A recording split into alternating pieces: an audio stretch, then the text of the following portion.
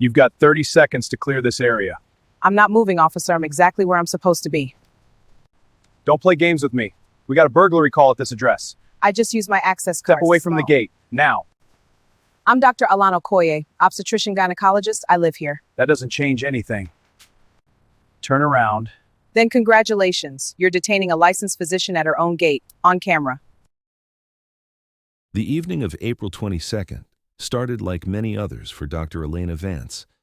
She left University Medical Center at 7:47 p.m., exhausted from a shift that had included 2 emergency C-sections and 1 high-risk delivery that required every ounce of her surgical skill. The spring humidity hung heavy in the air, and all Elena wanted was to get home, take a shower hot enough to wash away the hospital smell, and maybe watch something mindless on Netflix before collapsing into bed. What Dr. Vance didn't know was that Officer Harry Peterson from the Metro Police Department was about to turn her quiet Friday evening into a constitutional nightmare that would end his career, expose systemic racism in the department, and send him to federal prison. And Peterson had no idea that the woman sitting in the Lexus wasn't some random person trying to break into a wealthy neighborhood. She was the daughter of Marcus Vance, one of the most respected civil rights attorneys in the state. She sat on the board of the National Medical Civil Rights Alliance. She had taught seminars titled Constitutional Policing for Medical Professionals to rooms of 300-plus doctors. She had memorized the 4th and 14th Amendments by age 12 at her family's dinner table. In the past 3 years alone, Dr. Vance had delivered 1,247 babies, trained 34 medical residents, and published research that changed obstetric emergency protocols nationwide. She was one of the top OB-GYNs in the state, trusted by families in their most vulnerable moments. In the next 43 minutes, Officer Harry Peterson would make a series of decisions so catastrophically wrong, so obviously driven by racial bias and unchecked ego, that it would result in a federal indictment for deprivation of rights under color of law, a 5-year federal prison sentence, the largest settlement in the city's history, $1.8 million, mandatory department-wide reforms now known as the Vance Reforms, an FBI investigation that would expose Peterson's pattern of stopping black drivers at 5.1 times the rate of white drivers, his case becoming required viewing in police academies nationwide as a cautionary tale. All of this because he saw a black woman at a gate and decided she didn't belong. Before we go deeper into what happened that night, I need you to do something. Comment below and tell me where you're watching from, your city, your state, your country. I want to know where this community is. And if you believe that credentials shouldn't matter when it comes to basic human dignity and constitutional rights, hit that subscribe button right now. This story has twists that will make your jaw drop, and you need to see how the law finally caught up with bias wearing a badge. Dr. Elena Vance's story began not in the operating room or the gated community, but in a modest 3-bedroom house on the east side of town where constitutional law was discussed as casually as sports scores. Her father, Marcus Vance, had dedicated his career to representing victims of police misconduct and civil rights violations. Her mother, Dr. Patricia Vance, was a pediatrician who had broken barriers as one of the first black women to lead a hospital department in the state.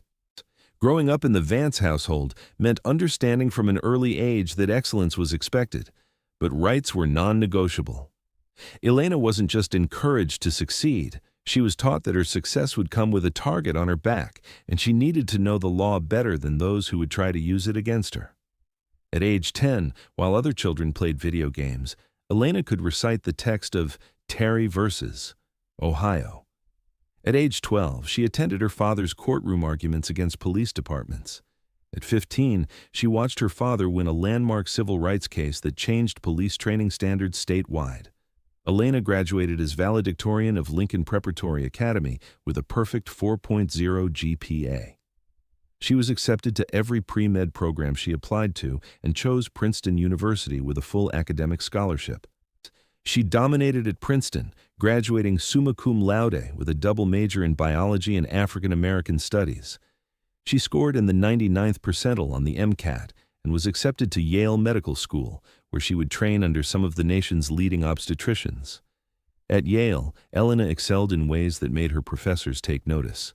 She published research on maternal mortality disparities affecting Black women, completed her residency at Johns Hopkins Hospital, and was recruited as Chief of Obstetrics and Gynecology at University Medical Center at just 32 years old.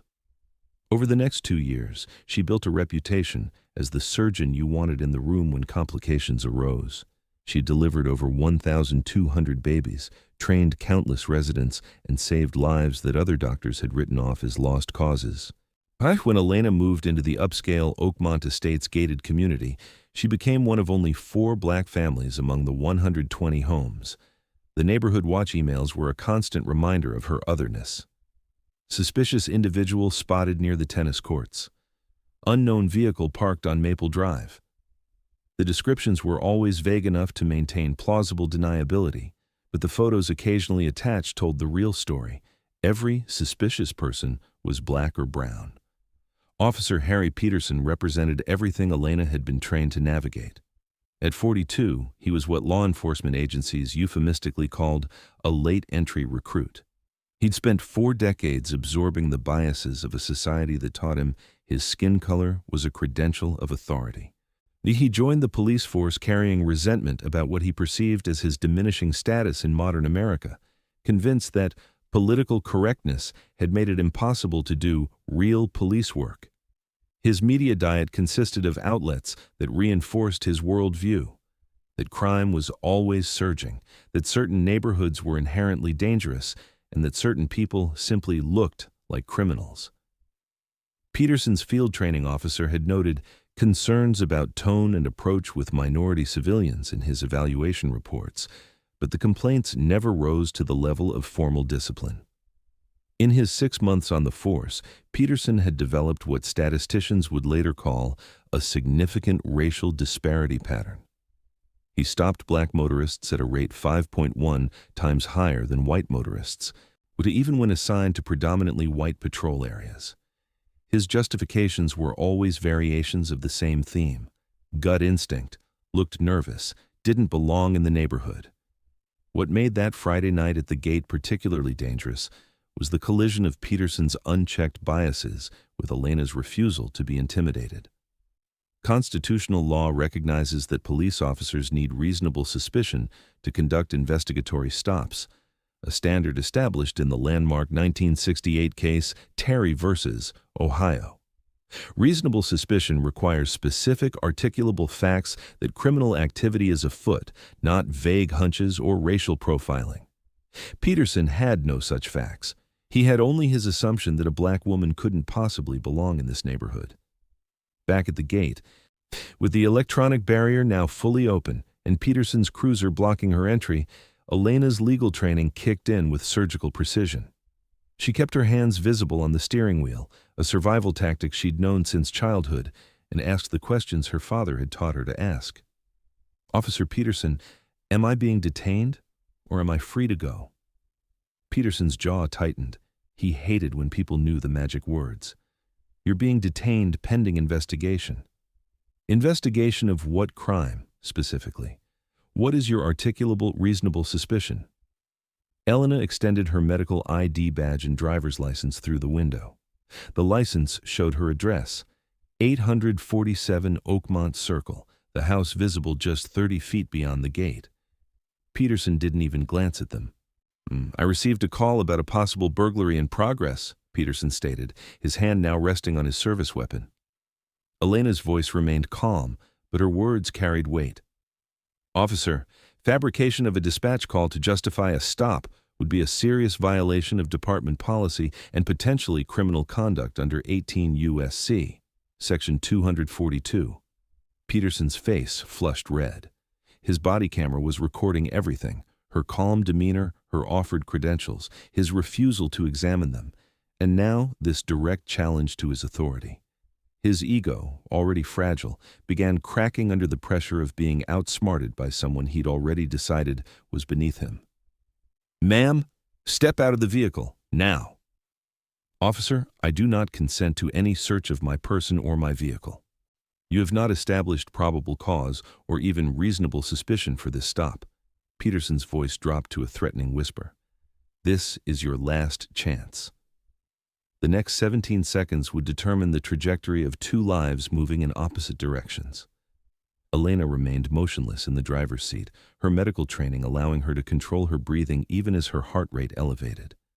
She understood the legal framework governing this encounter with absolute clarity, and she knew Peterson was about to cross a line that couldn't be uncrossed. Officer Peterson, under Terry v. Ohio, you are required to have reasonable suspicion based on specific and articulable facts to conduct this stop. You have provided none. You cannot search my vehicle without probable cause or my consent. And I do not consent. Peterson heard her words as defiance rather than the constitutional education they actually were. In his worldview, compliance meant silence and submission, not citation of Supreme Court precedent. Her knowledge wasn't protection. It was provocation. "You're obstructing a police investigation," Peterson announced, reaching for his handcuffs. "I am asserting my Fourth Amendment rights, which is not obstruction under any—" The metallic click of handcuffs interrupted her mid-sentence. Peterson yanked her from the vehicle with more force than necessary, wrenching her right shoulder in a way that would leave bruises for weeks. The gate remained fully open, her Lexus still running, her medical ID badge visible on the passenger seat. Neighbors emerged onto their porches and lawns, some recording on cell phones. The humid evening air carried their murmured conversations and the sound of Peterson's radio crackling with unrelated traffic. Elena twisted her head to look directly into Peterson's body camera, her voice steady despite the pain radiating through her shoulder. "Officer Peterson, you are currently violating Title 18, United States Code, Section 242, deprivation of rights under color of law. This is a federal crime punishable by up to 10 years in prison. I am being unlawfully arrested in retaliation for asserting my constitutional rights." Peterson tightened the handcuffs another click, ignoring the significance of what she'd just said.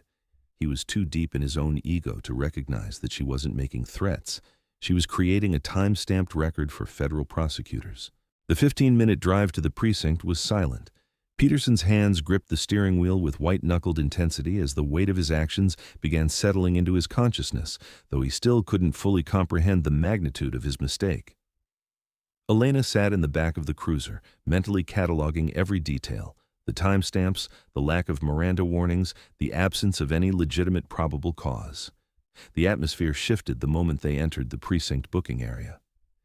Desk Sergeant Michael Torres looked up from his paperwork, saw Dr. Vance in handcuffs, and his face went pale. Torres had worked at the precinct for 19 years, long enough to recognize catastrophe when he saw it. More importantly, he recognized Dr. Vance. She had delivered his grandson 6 months earlier, and he's staying 3 hours past her shift when complications arose during the delivery. She had saved both his daughter-in-law and his grandson's lives. The booking room fell silent. 3 other officers stopped their conversations mid-sentence. "Harry," Torres said slowly, his voice carrying a mix of horror and disbelief. "What did you do?" Peterson stammered through his justification. Suspicious vehicle, possible burglary, failure to comply. But his words sounded hollow even to his own ears. Torres didn't respond. He simply picked up the phone and called the watch commander. Lieutenant Sarah Chen arrived within 8 minutes, her face unreadable as she immediately requested Peterson's body camera footage. What she saw on the small screen in the supervisor's office made her close her eyes and exhale slowly. There was no burglary call. There was no reasonable suspicion. There was only a black woman using her key card to enter her own community while a rookie officer manufactured justifications for stopping her. Chen returned to dispatch and personally pulled the radio logs. No calls for service at 847 Oakmont Circle. No suspicious person reports. No burglary in progress. Nothing. Meanwhile, Peterson sat in the break room completing his arrest report, each sentence digging his grave deeper. He described Dr. Vance as appearing nervous and evasive, as refusing to identify herself, despite body camera footage showing her presenting 2 forms of identification, as obstructing an investigation that had never existed. Within 2 hours, Internal Affairs was notified. The city attorney's office received a courtesy call. The watch commander made the decision to release Dr. Vance immediately without charges, but the damage was irreversible. Elena walked out of the precinct at 11:34 p.m., her wrists bruised from the handcuffs, her shoulder throbbing, her white coat still in her car at the gate where this began. She said nothing to the officers, who apologized profusely. She didn't need to say anything. She simply requested copies of all reports and body camera footage, which she knew they couldn't legally deny. As she drove home in the Uber she'd called, Elena's phone buzzed with a text from her father. "Call me immediately." Someone had already leaked what happened. This was no longer a simple unlawful detention at a gate. This was a federal civil rights case in the making, and everyone in the precinct knew it. Dr. Vance didn't wait for the department to conduct its own investigation. On Monday morning, it was April 25th, at 9:17 a.m., she filed a formal complaint with the Metro Police Department's Internal Affairs Division. The complaint was methodical, clinical in its precision, 17 pages detailing every constitutional violation with corresponding body camera timestamps.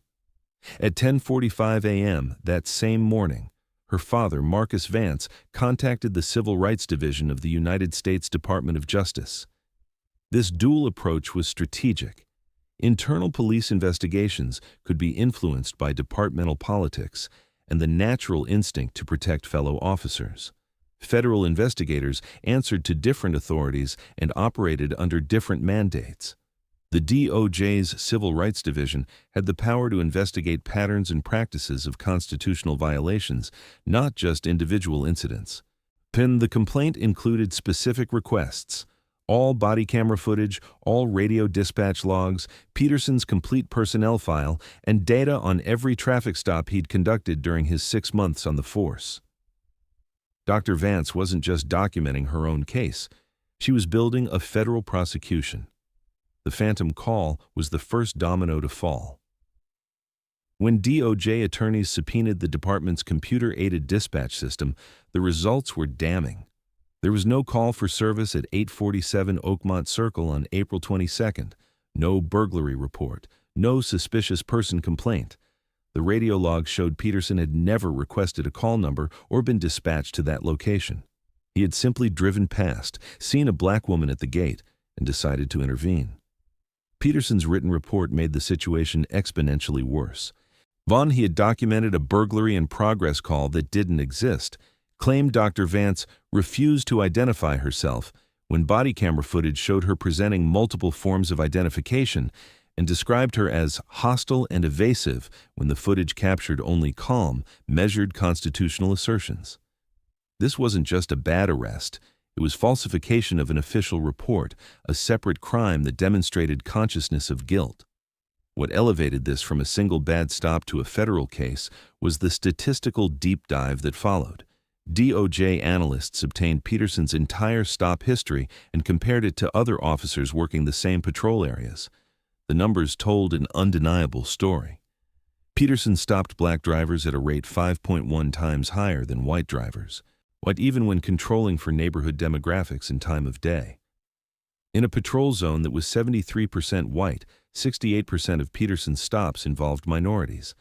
The analysts went deeper, examining the outcomes of those stops. White drivers.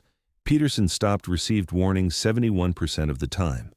Black drivers received citations or arrests 83% of the time for identical violations. The disparities were statistically significant beyond any reasonable explanation other than racial bias. Then, investigators found the group chat. Peterson belonged to an unofficial signal chat with 8 other officers where they shared memes and commentary about their shifts. The messages were a window into bias that department diversity training had failed to address. Another urban basketball player in the wrong neighborhood, Peterson had written the week before stopping Dr. Vance, gave him the 3rd degree until he finally left. The pattern was unmistakable and documented. The legal framework for federal prosecution became clear. Dr. Vance's arrest violated the 4th Amendment, which protects citizens against unreasonable searches and seizures. The Supreme Court established in Terry v. Ohio that police must have reasonable suspicion based on specific, articulable facts to conduct investigatory stops. Peterson had none. He had racial profiling masquerading as police work. The arrest also violated the First Amendment through what courts call retaliatory arrest. The First Amendment protects citizens' right to verbally challenge police actions, to assert constitutional rights. 8. And to question the legal basis for detention. Peterson arrested Dr. Vance specifically because she questioned his authority and cited constitutional law. This transforms an unlawful arrest into a civil rights violation. But the most serious charge came from Title 18, United States Code, Section 242, deprivation of rights under color of law. This federal statute makes it a crime for anyone acting under government authority to willfully deprive a person of rights protected by the Constitution. The key word is willfully, meaning Peterson knew or should have known his actions were unlawful. The body camera footage of Dr. Vance explicitly warning him about Section 242 proved that knowledge beyond any doubt. Peterson's falsified report added obstruction of justice charges. He had lied in official documents to justify an unlawful arrest, not attempting to use the legal system itself as a weapon against someone who had asserted their rights. On September 14th, a federal grand jury returned a 4-count indictment. 2 counts of deprivation of rights under color of law, 1 count of obstruction of justice, and 1 count of making false statements to federal investigators who had questioned him during the investigation. Peterson was placed on unpaid administrative leave. The police union initially issued a statement defending him, calling the charges an overreach that criminalizes split-second police decisions. Then, the body camera footage leaked. Cable news played it on loop, Dr. Vance's calm citations of constitutional law, Peterson's refusal to examine her identification, the sound of handcuffs clicking as she cited federal statute by number. When public outrage forced the union to withdraw its support within 48 hours. On October 3rd, Peterson sat in federal court for his arraignment, hands trembling as the magistrate judge read the charges aloud. Each count carried a maximum sentence of 10 years. For the first time, Peterson understood the difference between internal discipline and federal prosecution. This wasn't a written reprimand or suspension. This was prison. The trial began on February 7th in the federal courthouse downtown, a stark modern building where the weight of constitutional law felt tangible in every marble corridor. Assistant U.S. Attorney Jennifer Marks opened with a simple statement. This case is about a police officer who saw a black woman and decided the law didn't apply to her. The government's case was methodical and devastating. The prosecutors played the full body camera footage in the hushed courtroom, all 43 minutes from initial stop to booking. Jurors watched Dr. Vance present identification that Peterson refused to examine. They heard her cite constitutional law while keeping her hands visible. They saw Peterson's face redden with anger when she mentioned Section 242, his ego overriding any remaining judgment. Dispatch Supervisor Linda Martinez testified next, walking jurors through the computer-aided dispatch system with painful clarity. There was no call for service at that address on April 22nd, she stated, pointing to printed logs that showed every call the department received that evening. Officer Peterson was never dispatched there. He was not responding to anything. He initiated this stop on his own. The data analyst's testimony transformed individual bias into statistical proof. Dr. Raymond Chen, an expert in analyzing police stop patterns, explained to the jury how he'd examined every traffic stop in the Metro Police Department over the previous year. When we control for time of day, neighborhood demographics, and type of violation, Officer Peterson stopped black drivers at 5.1 times the rate of his colleagues, Chen testified.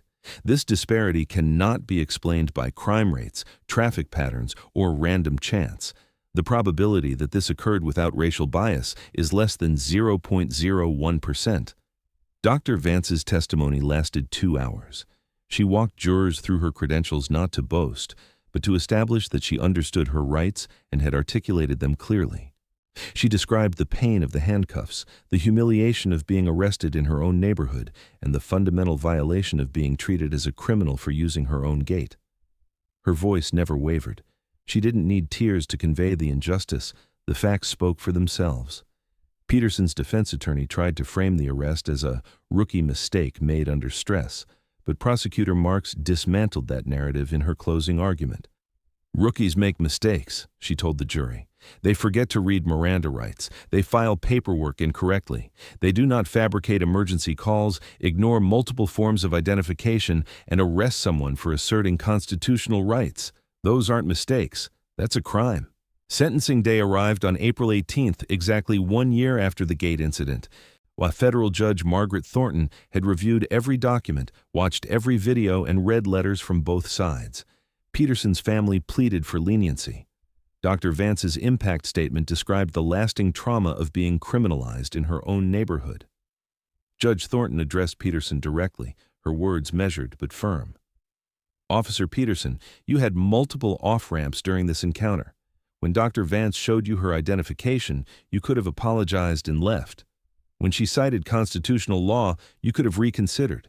When your sergeant recognized her at booking, you could have immediately admitted the error. At each juncture, you chose retaliation over restraint. You chose ego over the law," the judge continued, explaining the sentencing rationale. This sentence must reflect the seriousness of using governmental authority to deprive someone of their constitutional rights. It must deter other officers who might believe that a badge grants them immunity from the law. And it must acknowledge that you didn't just arrest Dr. Vance unlawfully, you falsified records to justify that arrest. Peterson was sentenced to 5 years in federal prison. Because federal sentences require defendants to serve at least 85% of their time, Peterson would spend a minimum of 51 months behind bars. The judge ordered immediate remand. Peterson was taken into custody from the courtroom, his brief career in law enforcement ending in handcuffs identical to those he'd placed on Dr. Vance. The civil settlement followed 3 months later. The city agreed to pay Dr. Vance $1.8 million, and though the settlement included the standard clause of no admission of liability. These clauses are common in civil rights settlements, allowing cities to compensate victims without formally acknowledging wrongdoing, a legal fiction that frustrates many advocates but remains standard practice.